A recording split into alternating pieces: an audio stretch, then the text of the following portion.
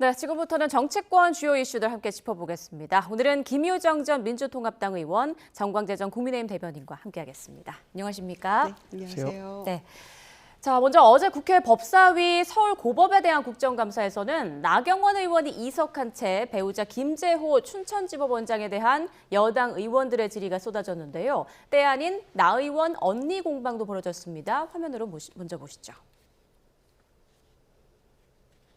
윤석열 비상계엄 날 뭐 하셨습니까? 집에 있었습니다.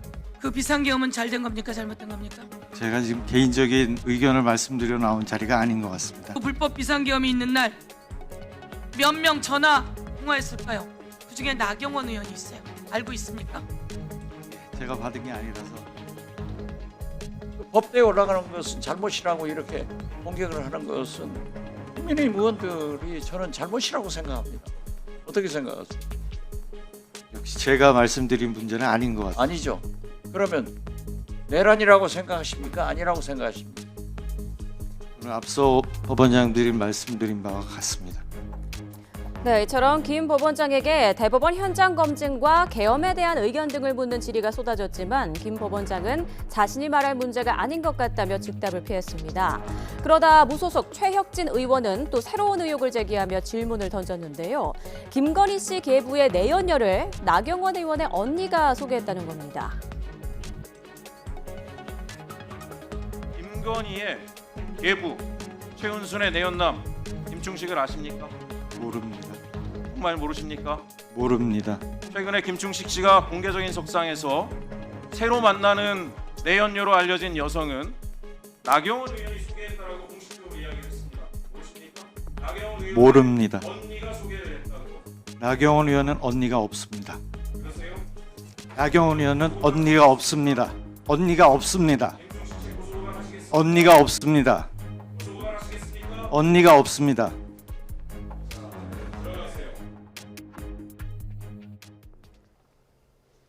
자, 먼저 최혁진 무소속 의원, 그러니까 김건희 씨 계부의 내연녀로 알려진 여성을 나경원 의원의 언니가 소개했다 이런 의혹을 제기한 건데 나 의원은 자녀 중에 지금 장녀로 알려져 있잖아요. 네. 그러니까 언니가 없다는 답변을 저 김재호 법원장이 여러 차례 얘기를 했거든요. 그러면 언니가 소개시켜줬다는 그 이야기는 질문 자체가 성립이 안 되는 걸로 보여집니다. 예. 그래서 지금 법사위에 현안이 얼마나 많습니까? 사법개혁안도 나왔죠. 또 재판 소원 문제도 이제 논의를 해야 되는 그런 시점이라서 중요한 이슈들이 굉장히 많은데 최혁진 의원의 저 질문의 맥락이 뭔지도 잘 모르겠고 또 이게 지금 국감장에서 다뤄져야 될 이슈인지도 모르겠습니다.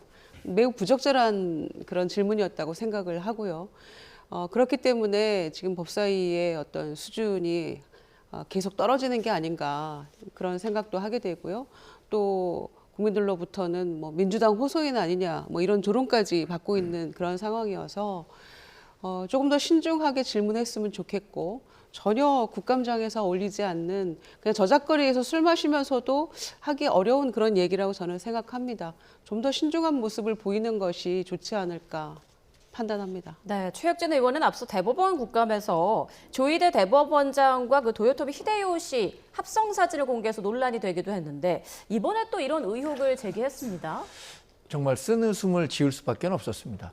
최혁진 의원이 아무리 의정활동의 기간이 짧다고 하더라도 지금 국정감사가 갖는 정치적 의미가 얼마나 무거운지 충분히 인식했을 것 같음에도 불구하고 지금 국정감사에서 하는 발언 하나하나 또 질문 하나하나마다 이런 논란을 낳고 있는 것에 대해서 스스로 좀 돌아볼 필요가 있다고 생각합니다. 앵커께서 말씀하신 그 조희대 대법원장에 대한 합성 사진 이런 것들은 사실 극좌 커뮤니티에서 본인들 즐거우라고 낄낄대면서 하는 사진을 국감장에서 들이밀고요. 또 하나는 이 조희대 대법원장과 한덕수 전 총리를 비롯해서 4인의 비밀 회동이 있었다.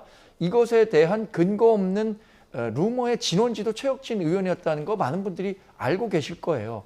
그러면 국회의원이라는 그 본인이 갖고 있는 무게를 생각했다면 조금 더 진실에 가까운 질문인지 이런 것을 스스로 검증했어야 하는데 이런 사소한 거 하나 체크하지 못하고 그저 상대 진영에 있는 사람을 흠집내기 위해서 이런 얘기를 하고 있다.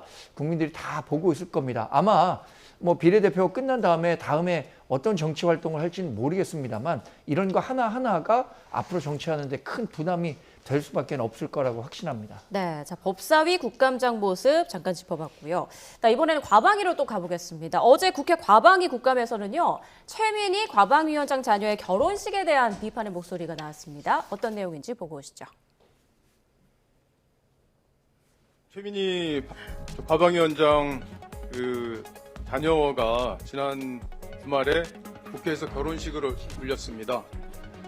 국감 기간 중에 이렇게 자녀 결혼식을 국회에서 한다는 건 사실 상상하기 어려운 일인데 지금 화환을 보면 알겠지만 피감기관과 그리고 과방위 관련 기관들, 기업들 다 저렇게 화환을 보냈어요. 축의금을 내기 위해서 관련 피감기관들하고 물론 저 중에는 지인들도 있겠지만 언론사 간부들도 상당수가 결혼식장을 직접 찾았습니다. 저는 이게 매우 부적절한 행동이라고 생각합니다. 네, 통상 정치인의 결혼식은 지인만 초대하거나 화환이나 축의금은 사양한다는 문구를 넣는 게 국민에 대한 예의인데 최민희 위원장 자녀의 모바일 청첩장에는 카드 결제 기능까지 담겨 있었다고 지적했는데요. 논란이 일자 해당 기능은 뒤늦게 빠진 것으로 알려졌습니다. 최 위원장은 앞으로 더 조심하겠다면서 양자역학 공부를 하느라 딸 결혼식을 신경 쓰지 못했다 이런 취지로 해명했는데요. 들어보시죠.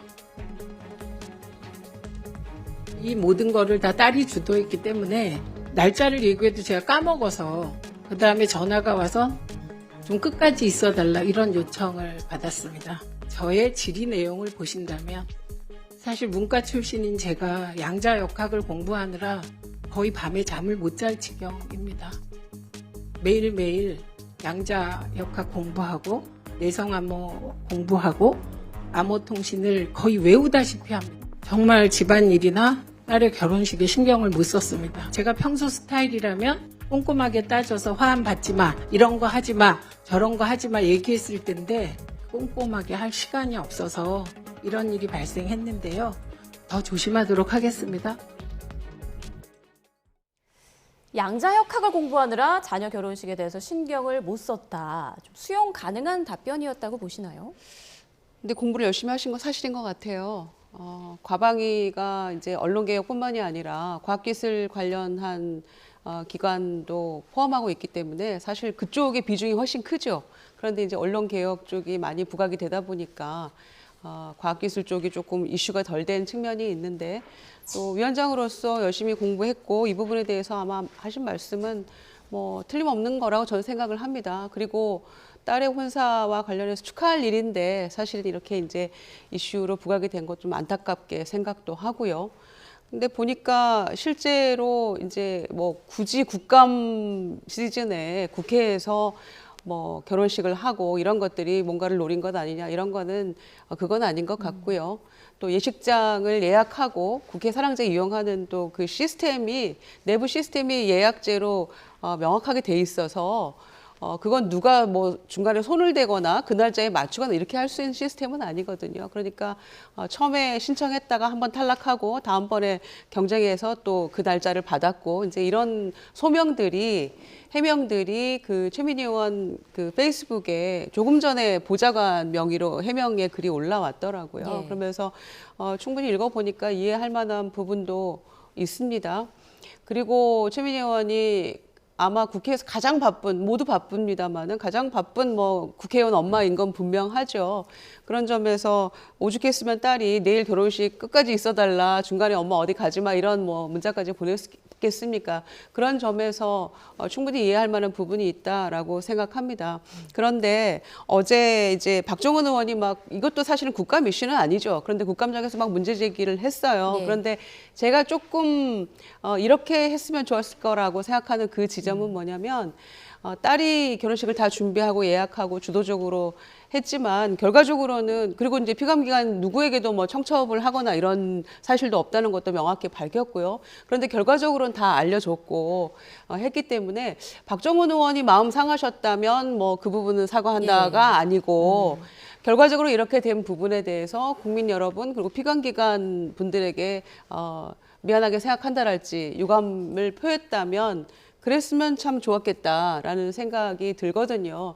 어찌됐건 중간 과정에 뭐 카드 결제 얘기까지 나오고 또 나중에는 그게 지워졌다는 얘기도 나오고 이런 부분이 있었기 때문에 국민들 보시기에는 마음 불편한 부분이 분명히 있었거든요. 그러니까 최민희 위원장의 그런 저간의 사정을 충분히 이해하고 그 해명도 수용하면서도 어제 국감장에서 속 시원하게 이런 부분을 유감 표명하고 죄송하다 결과적으로 이렇게 돼서 그랬으면 깔끔하게 저는 됐을 거라고 생각하는데 예. 또 그러지 못한 부분에 있어서는 조금 안타깝다 이런 말씀 아울러 드립니다. 박정훈 의원이 아니라 국민 그리고 피감기관에게 뭔가 사과의 말을 하는 게 좋지 않았겠느냐 이런 말씀이에요. 그렇죠. 결과적으로는 본인이 청첩을 했는지 안 했는지가 아니라 보셨잖아요. 100여 개가 넘는 화환 그리고 이 국정감사 기간 동안에 있는 결혼식이다 보니까 피감기관으로서는 더 신경 쓸 수밖에 없었을 겁니다. 그게 인지상정 아니겠습니까? 지금 딸이 알아서 결혼식을 준비했기 때문에 본인에 대한 책임은 별로 없다라는 요지의 이야기를 하고 있어요. 근데 국회 내에 있는 사랑제는요. 어떤 사람이 결혼식을 신청할 수 있느냐? 전현직 국회의원 및 소속 직원 당사자와 함께 직계 존비속만 가능한 겁니다. 그러니까 그 따님은 어머니가 국회의원이 아니었다면 사랑제에서 결혼식을 할 수 없었을 거예요. 그렇다면 시기도 국감 시기에 할 것이 아니고 장소도 사랑제라는 상징성을 고려한다면 다른 공간에서 하는 게 맞겠죠. 딸이 알아서 준비했기 때문에 이것에 대해서 본인이 면책, 그러니까 크게 책임감을 느끼지 않는다는 식으로 들리기 때문에 저는 좀 아쉽게 들었습니다. 또 뭐 양자역학 공부하시냐고 여러 노력하시는 것은 알겠습니다만 그보다는 국정감사 또는 상임위 과방위를 좀 조화롭게 운영하는데 더 많은 신경을 쓰셨으면 좋겠다라는 생각도 함께 말씀드립니다. 네, 이번 사안과 관련해서 정치인으로서 조금 더 신중했으면 좋지 않았을까 이런 두 분의 말씀이 있었고요. 자, 국토위의 서울시 국정감사에서는요. 오세훈 시장을 겨냥한 민주당 의원들의 공세가 이어졌습니다. 어떤 내용인지 들어보시죠. 시범 운항 기간에 고정 기록과 조치 사항에 대해서 제가 서울시 자료를 요구하니까 서울시가 뭐라고 답변했냐면 민간 사업자 추진 사항이라 자료가 없다라고 공식적으로 답변했습니다. 있다고 합니다. 있는데 아까 네네. 말씀드린 것처럼 주식회사 한강버스는 민간 회사입니다. 아니 그러니까 정식 운항에 대한 최종 결정 서울시에서 한 거 아닙니까? 그것도 민간에서 결정이 됐습니까? 주식회사. 오세훈 시장님께서는 계속 한강버스가 민간회사다라고 말씀하시는데 한강버스가 500억을 빌리는 것에 대해서 컴포트 레터를 써준 적이 있습니까? 네, 있습니다. 은행에서 돈 빌려줄 때 가장 중요하게 보는 게 무엇이냐? 바로 상환 능력입니다. 이 상환 능력을 SH공사가 보증을 서준 겁니다. 저희들 지금 판단으로는 배 운항 후에 한 2, 3년 뒤부터는 충분히 흑자가 발생할 게 예상이 됩니다. 네, 운행 시작부터 이런저런 잡음이 나오더니 결국 운행이 중단된 한강버스가 도마 위에 올랐는데요. 그러니까 한강버스 운영 과정에서 결국 국민 세금으로 빚보증을 선 거 아니냐 이런 비판이 나온 거예요. 예, 그러니까 시작부터 9월 18일 날 시작을 했는데 굳이 준비도 제대로 안 돼 있고 한 것을 고장도 나고 열흘 만에 중단하고 지금 그 무슨 계획으로 그 시범 운항 중 아닙니까? 이거를 왜 추석 전에 이렇게 서둘러서 했느냐 시작을. 그러니까 추석 민심을 잡기 위한 너무 조급함 때문에 결국엔 이렇게 문제가 된 거 아니냐라는 얘기가 나올 수밖에 없는 구조가 돼버렸죠. 그리고 사실은 이게 이제 민간 회사라고 얘기를 합니다만은 저희 민주당에서는 서울시가 투자한 그 투자 금액이 69%를 차지하고 있고 민간에서 2.8% 정도밖에 부담을 안 했거든요. 그런데 이걸 민간회사라고 주장을 합니다. 그런 점에서 이건 좀 과도한 특혜 아니냐라는 그 판단하에 감사원의 감사가 필요한 사항이다라고 판단을 합니다. 예. 그리고 더군다나 지금 뭐 2, 3년 내에 흑자 날 거다라고 막 주장을 하고 있는데 SH공사가 이거 망하면 우리가 다 빚 갚아주겠다라는 걸로 저희는 보고 있거든요. 그런 점에서 사실은 2007년에 한강 수상택시를 도입했을 때 그때도 오세훈 시장 아닙니까? 지금 시장을 4번째나 하고 있는데 어떤 성과를 내고 있는지는 아무도 모릅니다. 그런데 그때 그럼 한강 수상택시는 적자 날 거라고 본인이 얘기했었나요? 그때도 잘 될 거라고 얘기했거든요. 그런데 연간 5억에서 7억의 적자가 나고 실패했죠, 결국. 그런데 한강버스는 그러면은 성공할 것이냐? 시작한 지 열흘 만에 왜 문제가 생깁니까? 제대로 준비를 안 했기 때문이라는 거죠. 조급함 때문에. 내년 선거도 생각하면서. 그런 점에서 많은 사람들이 콘서트 한참 진행하다가 리허설 하겠다고 하는 거랑 뭐가 다르냐. 그런 얘기까지 하고 있는 상황이거든요. 그래서 이거는 4선 그 서울시장을 하면서도 여전히 어떤 전시행정, 탁상행정에 머물러 있다라는 측면에서 혈세 낭비다라는 생각이죠. 내년 지방선거를 앞두고 결국 가볍지 않은 사안인 것 같은데 한강버스에 대해서 감사원 감사까지 필요하다라고 말씀하셨어요? 글쎄 그 준비 기간이 조금 부족해서 여러 가지 부작용들이 있었다는 점은 아마 오세훈 시장도 인지하고 그 부분에 대해서는 굉장히 유감의 뜻을 표한 것으로 알고 있습니다. 근데 이 문제와 관련해서 이렇게 민주당 의원 전체가 나서서 오세훈 서울시장에 대해서 집중 포화를 날리는 것은 아마 또 다른 정치적 의미가 숨어 있다고 봅니다.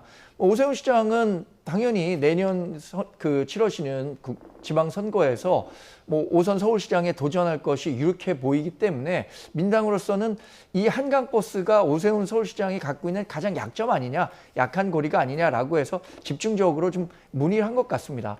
그러나 어떤 사업을 하든 간에 개인이든 기업이든 처음 시작할 때가 중요하죠. 그래서 그것에 대해서 SH에서 보증을 했느냐 안 했느냐, 보증이 필요한 부분이 있기 때문에 저는 불가피한 조치였다고 보고 2, 3년 후에 흑자가 날 것이다. 좀 조사를 해보니까 이렇게 승객을 운반하는 것보다는 승객 선착장에서 운영하는 F&B, 거기서 음식료들을 팔게 되는데 그런 매출들을 고려했을 때 충분한 수익성이 예상된다라는 답변을 제가 받았습니다. 그래서 이게 앞으로 2, 3년 후에 성과로 판단하면 될 것 같아요. 수상 택시가 망했기 때문에 이것도 안 될 것이다라고 예단하기 좀 어려울 것 같습니다. 네, 앞으로 상황이 좀 나아질지 좀 지켜봐 달라라는 말씀이시고, 자, 요즘 새로운 부동산 정책을 놓고 또 여야 공방이 격해지고 있는데요. 이런 가운데 이상경 국토부 1차관이 부동산 유튜브 채널에 출연해서 한 발언이 큰 논란이 되고 있습니다. 자, 이 차관의 발언 좀 함께 보시죠. 이 차관은 현 시점에서 집을 사려고 하니까 스트레스를 받는 거라면서 만약 집값이 유지된다면 그간 오른 소득을 쌓은 후에 집을 사면 되고 기회는 결국 돌아오기 때문에 규제에 과민하게 반응할 필요는 없다라고 말을 했습니다. 이 발언이 알려지자 정치권에선 돈을 모아서 지금 집을 사려면 200년을 모아야 된다, 이런 지적까지 나왔는데요. 김재섭 의원의 목소리 들어보시죠. 돈을 모아서 지금 집을 살려면 200년 모아야 됩니다. 지금 집값 올라가는 속도로 보면 200년 뒤에 집 사라는 소리인데 그건 말도 안 되는 이야기인 거고요. 집값이 떨어지길 만약에 차관이 바라시는 거라면 집값이 떨어진다는 얘기는 경기 침체라는 소리거든요. 그럼 국토부 차관이 직접 나오셔서 대한민국 경기 침체에 배팅을 하신 건데 저는 대단히 부적절하고 국민들한테 불지르는 말하자면 망언이었다고 생각합니다. 네, 대출 받지 말고 그러니까 돈 차곡차곡 모아서 집을 사면 된다라는 이상경 차관의 말이었는데, 그런데 이제 논란이 되는 이유가 이 차관의 부인 명의로 30억 원 넘는 아파트를 소유하고 있고 또 갭 투자 의혹까지 제기가 되고 있단 말이죠. 그러니까 사실상 10월 15일 날 고강도 긴급 처방이 발표가 된 셈인데 불가피했죠. 그런데 이제 이상경 차관이 지금 10월 15일 날 발표된 것에 하지 말아야 할 것들을 다 했다라는 측면에서 국민들의 지탄을 받고 있는 그런 상황 아니겠습니까? 비록 이제 작년에 벌어진 일이라고 합니다만은 이번 대책이 대출 규제, 지역 규제 이렇게 하면서 갭 투자 안 된다라는 거 아니겠습니까? 불가피했다라고 합니다만은 또 많은 국민들이 또 우려가 있는 것도 사실이고요. 그런 점에서 이제 유튜브 출연해가지고 어떤 그런 불안 심리를 잠재우기 위한 그런 얘기를 했습니다만은 그 마음이 어떤지는 알겠습니다만 이 정책 입안자 그리고 국토부 차관으로서 고위공직자로서 과연 그 얘기를 했을 때 시장이 미치는 파장, 그리고 국민들이 어떻게 수용할 것인가, 그 부분에 대한 것들을 충분히 고려해야 된다고 생각합니다. 더군다나 본인이 이제 이런 의혹들을 받고 있는 그런 입장이기 때문에 그 여파에 대해서 생각하지 않고 이렇게 한 것은 오히려 불안 심리를 잠재우고 위로가 되기보다는 한마디로 염장 지르는 그런 결과밖에 안 되는 거거든요. 그래서 말 한마디 한마디 매우 신중해야 된다. 오히려 이번 대책으로 모든 거를 완벽하게 할 수는 없습니다만은 저희가 공급 대책 이런 거 조만간 내놓겠다. 그리고 향후에도 마음을 읽어서 적극적으로 지금 전세 품귀에 뭐 월세 계속 올라가고 지금 월세 소득공제라도 해줘야 되는 거 아니냐 이런 얘기까지 나오고 있는 마당이잖아요. 그러니까 민심을 제대로 읽고 말 한마디 한마디 더욱 신중해야 된다. 이게 누구에게 도움이 되는 이야기입니까? 이런 식이라면 유튜브 출연 자제하는 게 맞겠죠. 네, 맞습니다. 공직자의 한마디가 정말 큰 파장을 불러오는데 구윤철 부총리는 미국에선 보유세가 1% 정도 된다 이렇게 말을 해서 또 민심이 술렁였었죠. 이에 대해서 기획재정부가 보유세를 높이겠다고 얘기한 건 아니다라고 좀 진화에 나선 것 같아요. 네. 일단 이상경 국토부 차관이 어떤 분이냐? 이재명 대통령의 부동산 책사로 불리는 분입니다. 정통 관료 출신이 아니고 가천대에서 교수 생활을 했는데 성남시장 시절부터 부동산 정책과 관련해서 상당히 조언을 한 아주 힘 있는 그 주택 정책의 총괄을 하는 분이에요. 그런데 이런 분이 국민 정서와는 완전히 동떨어진 얘기를 하고 있단 말이에요. 서울 집값 오늘이 제일 싸다라는 말이 벌써 10여 년 전 이전부터 있었던 얘기인데 지금 기다렸다가 싸지면 그때 돈 모아서 산다? 이게 국민 정서에 얼마나 어필할 수 있는지 한번 스스로 물어보시길 바라고 이번 정책으로 과연 그런 효과를 얻을 수 있는지 국민들께 한번 물어보시는 게 좋을 것 같습니다. 구윤철 경제부총리의 발언도 본인은 미국에 그냥 예를 들었다고 하는 것이지만 가뜩이나 지금 보유세를 부과하겠다라는 정치권 또 민주당 내에서의 논의 이렇게 본격화되는 거 아니냐라는 우려가 있는 상황에서 나온 말이기 때문에 그 의미가 좀 더 남다른 거죠. 미국처럼 1% 정도 보유세 낸다고 한다면 구윤철 경제부총리도 제가 알기로 대략 한 50억 정도 시가에 해당하는 아파트에 살고 계신데 그럼 5천만 원에 달하는 그 세금 내면서 거의 사실 수 있습니까? 이런 이야기를 하는 게 결국에는 민주당과 이재명 대통령이 갖고 있는 부동산 정책에 대한 신뢰를 흔들리고 그리고 이게 과연 현실을 제대로 반영하고 있는 정책을 만들 수 있는 능력이 있느냐 이런 근본적인 의문을 제기할 수밖에 없다는 측면에서 상당히 부적절한 발언이었다고 판단합니다. 네, 자 마지막 이슈로요. 김현지 실장 얘기를 또 해보겠습니다. 앞서 국민의힘이 김현지 실장의 휴대전화 교체 시기를 문제 삼았는데 이에 대해서 민주당에선 약정이 끝나서 단말기를 변경한 것뿐이다 이렇게 또 해명에 나섰죠. 자 결국 이런 의혹 제기도 김현지 실장의 국회 출석 공방으로 귀결되고 있는데요. 관련한 정치권 목소리 들어보시죠. 저희는 뭐 김현지 실장을 김현지 여사라고 이제 부르려고 하는데 그런 표현을 쓰지 않으면 안 될 것 같이 낙강한 권력을 휘두르고 있는 것 같습니다. 김현지 여사를 출석 안 시키는 것을 얘기했을 때 국민적 반발이 크다 보니까 자꾸 시점을 뒤로 미루면서 지연 전술을 쓰고 있는 것 같은데요. 참 대한민국의 집권 여당의 신세가 참 처량합니다. 국민의힘이 좀 그래도 금도를 지켜야 돼요. 예. 고등학생 아들을 둔 애 엄마. 예. 한 사람의 아내. 그분한테 안방 마님이라는 등 가진 여성으로서 참지 못할 그런 얘기를 하는가 하면은 예. 무슨 성남에서 시민운동을 했기 때문에 무슨 좌파다 좌익이다. 저 개인적으로 생각은 김현지 부속실장이 나가지 말아야 된다. 먼저 이준석 개혁신당 대표가 사용한 김현지 여사라는 표현에 대해서는 어떻게 생각하세요? 좀 너무 과도한 공격 아닙니까? 너무 부적절하다고 생각하고요. 아니 뭐 그 기혼 여성이니까 존칭의 측면에서 그렇게 해줬다면 또 뭐 이해할 수 있는 부분이지만은 그런 내용이 아닌 것처럼 저희가 느껴지잖아요. 그래서 좀 자중자애하는 게 좋겠다 이준석 대표 그런 생각이 들고요. 뭐 박정원 의원이 계속해서 지금 김현지 실장을 공격하고 있더라고요. 무슨 색깔론을 꺼내지를 않나 지금 이제 휴대전화 교체 가지고 얘기를 하고 있는데 보니까 2021년, 23년, 25년 2년 주기로 교체했으면 소위 약정 기간 뭐 맞는 얘기 아닌가 싶어요. 그런데 한 가지 조금 제가 어색하게 느꼈다고 할까요? 당의 대변인들이 나서가지고 이 휴대전화 교체에 대해서 막 답변하고 이러는 건 저는 제가 보기엔 좀 어색한 것 같습니다. 이거는 당사자의 입장을 뭐 얘기를 하거나 아니면은 대통령실 대변인실 차원에서 뭐 얘기를 한다거나 아니면 그냥 차라리 침묵하거나 굳이 모든 공격에 다 대응을 할 필요는 없잖아요. 뭐 그런 생각이 뭐 개인적으로 들었고요. 그래서 30년 동안 함께 뭐 동지로 일해왔다고 해서 뭐 그냥 되는 의혹, 온갖 의혹들을 다 이렇게 막 무조건 문제 제기하는 것은 온당치 못한 어떤 정치적 공격이라고 생각을 하고요. 그러면은 왜 머리는 짧냐 뭐 이런 얘기도 묻지 그랬어요. 그러니까 너무 과도하다. 뭐 심지어 뭐 6개 상임위에서 뭐 농해 수위까지 포함해서 막 나와라 이런 얘기 하는 것은 과도한 정치 공세다 이렇게 생각을 하고요.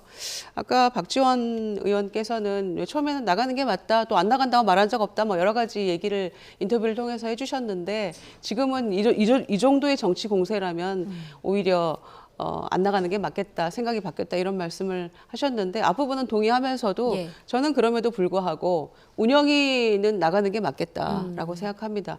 왜냐하면 두고두고 이게 정권에 부담이 될 수 있는 문제가 된다. 저는 예. 이렇게 판단해요. 윤석열 정권 초기에 그 보수 언론에서 여러 가지 충고들을 많이 했잖아요. 그 실정에 대해서. 그때 그런 충고들을 귀담아 들었더라면 정권이 몰락하지 않았을 거다. 이런 그 보수층의 어떤 아쉬움, 안타까운 목소리도 있기 때문에 저희는 뭐 그걸 동일선상에서 비교하는 건 아닙니다만은 모두가 이렇게 공세를 할 때 오히려 나가면 저는 오히려 국민의힘에서 질문할 거리도 별로 없을 거라고 생각해요. 또 그리고 맞지 않는 질문을 하면 민주당 의원들이 다수인데 가만히 있겠습니까? 그런 점에서 저는 운영위 정도는 정정당당하게 정면 승부하는 게 맞지 않을까. 저는 개인적인 생각입니다. 네, 이번에 깨끗하게 털고 가는 게 낫겠다 이런 말씀이신데 김현지 실장 출석할 거라고 보십니까? 지금으로서는 안 할 가능성이 클 것 같아요. 왜냐하면 김병기 원내대표가 단서를 붙였단 말이에요. 필요하면이라는. 근데 필요하다는 판단은 지금 운영위원회에서 할 것 같은데 운영위원회 간사를 김병기 원내대표가 맡고 있고 다수의 의원을 민주당이 차지하고 있기 때문에 지금으로서는 그 참석할 가능성이 낮다고 보는데 예. 저는 뭐 김희정 의원님 100번 옳으신 말씀했다고 생각합니다. 뭔가 감추려고 하는 그 신용이 보일수록 정말 뭐가 있구나라는 국민적 의혹이 더 커질 수밖에 없거든요. 오히려 나와서 당당하게 얘기하는 모습을 보였을 때 국민들이 실제로 국민의힘이 이렇게 문제 제기했는데 별 우리가 생각하는 그게 아닌가 보다 이렇게 불식시킬 수 있다고 생각해요. 그런데 안 나오면 그런 의혹을 불식시키기는커녕 정말 뭔가 있구나라는 의혹만 더 커지는 거죠.